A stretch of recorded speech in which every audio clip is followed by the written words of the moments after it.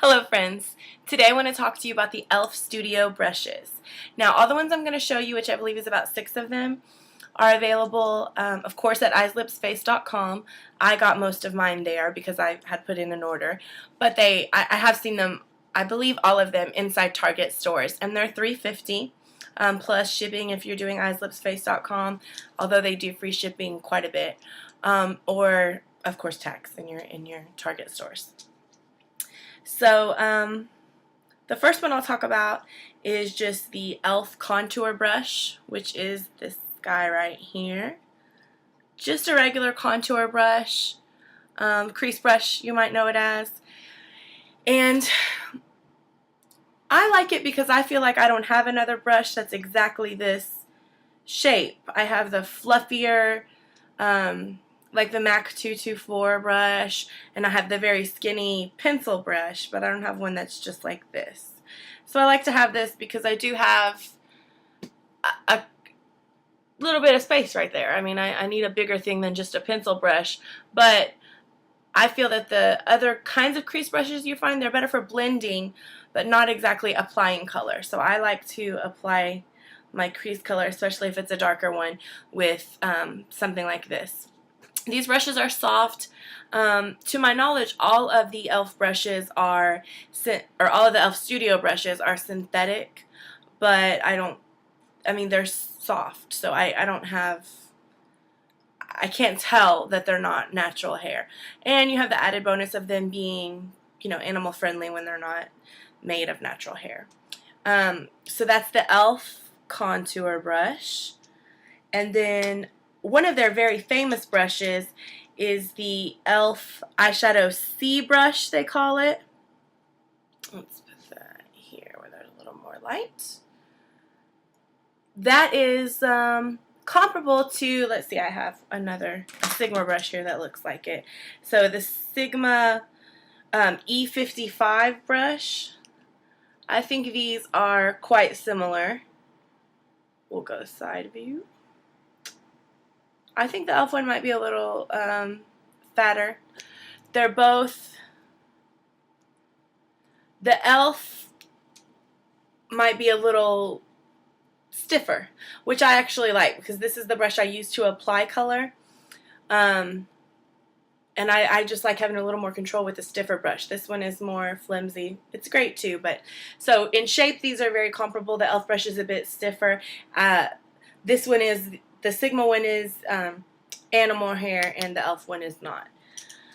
The other brush I have, one of the other brushes I have, I should say, is this e.l.f. fan brush, which is very flimsy. I wouldn't use it to necessarily apply any color anywhere. I do find that it helps when you've got the black eyeshadow fallout, you can get rid of it. Also, I've used this if I have a very shimmery powder highlighter that I love the look of, but it's pretty strong. I will dust it on with this fan brush because it gives a very light touch. So I actually find this to be a pretty useful brush. Like I said, number one use, get rid of that fallout. So that's me though. Another brush I have is the e.l.f. blush brush. This is probably my least favorite of the ones I have, and that's this. It's in a way it's cool because it's got this kind of it comes to like a point, which may make it good for a contour brush, and then it's kind of skinny and gets fatter. So, I mean, it's not completely useless, that's not what I mean, but I just prefer a brush for blush that is more like this Sigma, what is this? Sigma F40, so the regular contour fluffy brush, which is dirty.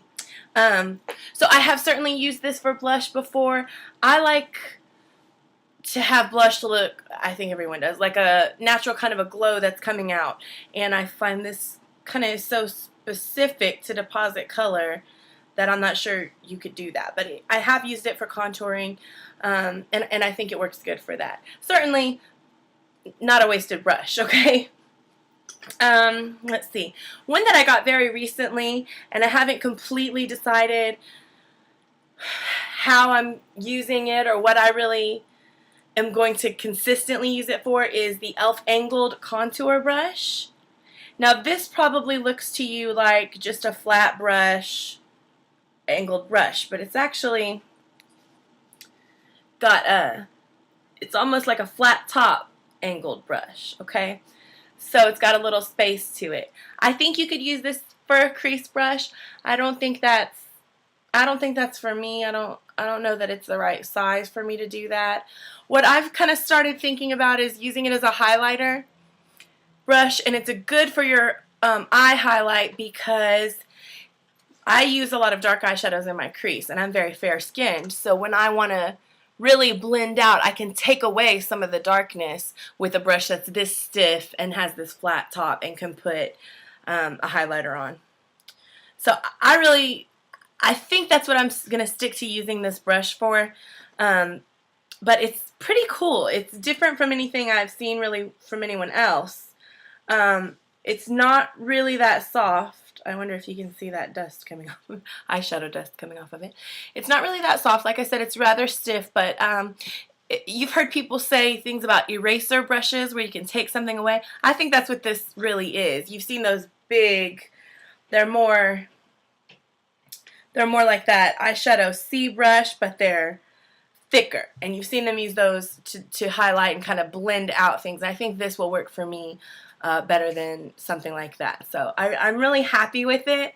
I'd love for you guys to tell me if you think there's any other uses for it than what I'm talking about here, because I would love to try some other things with it. The last one I have, and this has become so very important to me, and that's the e.l.f. powder brush. Now, sorry, I've got a little frog in my throat. Now this is, they call it a powder brush. It's got a flat top, and it's synthetic hair.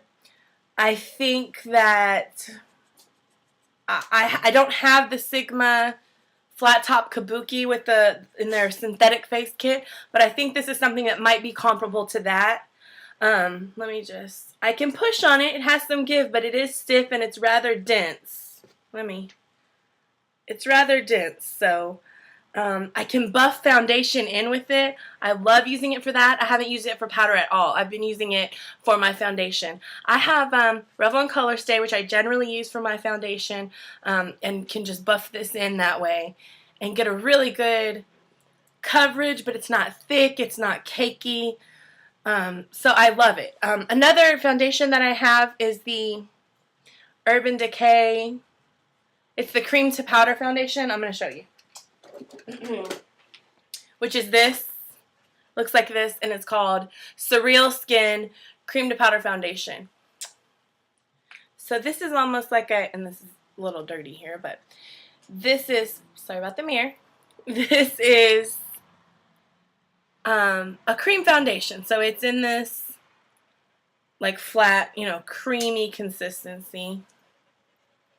There you go. And I find, even though I love and I've heard many people talk about this brush for liquid foundation, I really like it for that cream foundation as well, because it has just the right flexibility or stiffness to really get that foundation on, but not have too much of it. So this has become my favorite brush for foundation that I've used. I'm sorry, and definitely my favorite of the e.l.f. brushes. The others I kind of have as generally comparable ones to some of my Sigma eye brushes, but this is, I don't have anything like this, and I absolutely love it. So I'm very happy with it. These brushes overall are comparable to higher end brushes, certainly. They're so inexpensive. $3.50 for a brush is fantastic. Finding them at Target is great. They're soft. I've never felt them scratch my face, anything like that. And then there's a couple of relatively unique ones. This e.l.f.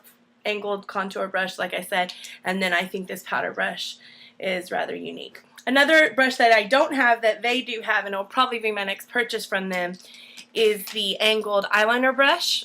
If any of you have used it, please let me know. I'd be so happy to hear some recommendations or feedback from you. I guess that's all for e.l.f. brushes. I'll have some more videos, of course, coming in the future.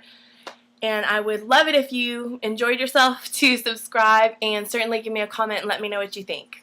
Thanks, and we'll see you next time.